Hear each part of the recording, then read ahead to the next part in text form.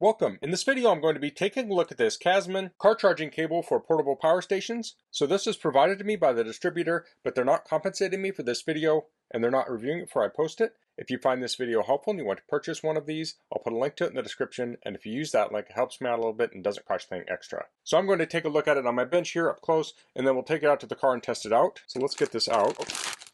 So it has a manual here. So we have a thank you. If we look to the other side, we have specs. So this has a 15 amp inline fuse, has a copper spring, red LED indicator light. So the end of the cable has a DC 7909 barrel jack, and then it has a right angle adapter to a DC 8020. Then it comes with an adapter for a 5525. So when you see those numbers, the first is the outer and the second is the inner. So this supports three different sizes: the 7909, the 8020, and the 5525. Here we have the length. It's 6.6 feet or 2 meters. Cable material is pure copper. Conductor gauge is 14 AWG. It's rated for 12 to 24 volts. Rated current is 180 to 360, and the insulation is PVC. So this talks about using it here. So this is compatible with a variety of power stations. They list off Blue Eddy, Greasel, Geniverse, Expert Power, Max Oak, Westinghouse, but it's going to be compatible with a lot more that are listed here. So let's look at the cable. So here we have the DC plug. So this has a fuse in here, and it comes with some extra fuses.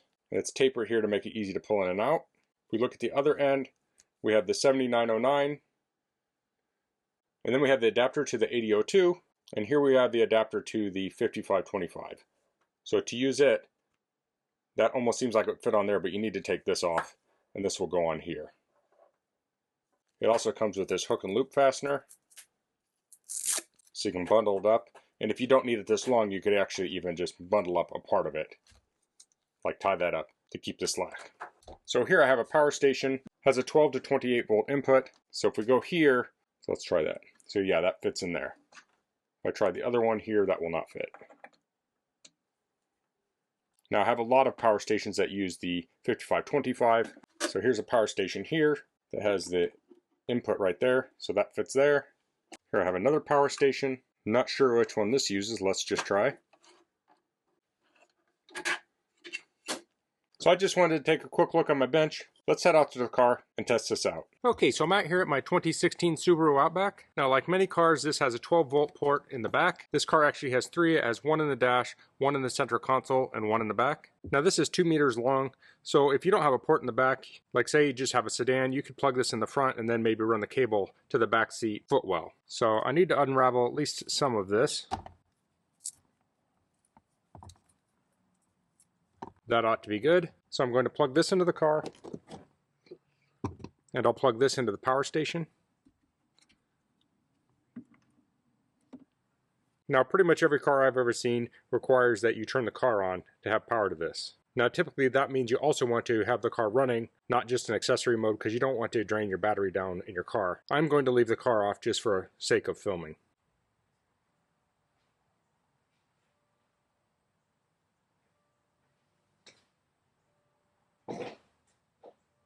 Okay, so I've turned the car on.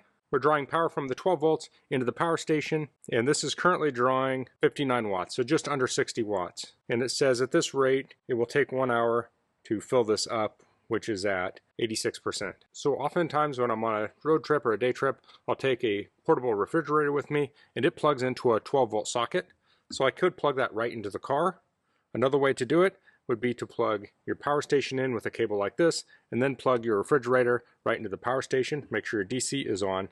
That way you're using the battery in between the car and your refrigerator. So your car will be charging the battery and your battery will be powering your fridge. That way if you stop for lunch somewhere, the battery will continue charging your fridge while your car is off. Now sometimes when I travel, I have multiple power stations, and sometimes they take different adapters. So I can use this one cable, and then I can switch adapters to charge different power stations and not have to have a different power cable for each power station. So that's the CASMAN DC power cable for portable power stations. This cable feels like nice quality. I really like that it has multiple adapters on it, including the 5525, so you can plug in different types of power stations. When I'm going camping and such, oftentimes I will charge my power station with solar when I get to my campsite, but while it's in the car, I want to charge it with 12 volt DC, and a cable like this makes it super easy to connect. So if you're looking for a cable that can power a variety of portable power stations, I think this is a great option. So that's all I'm going to cover in this video. If you have any questions, please leave them in the comments. If you like this video, please click like. If you haven't subscribed to my channel, I'd appreciate it if you could do that.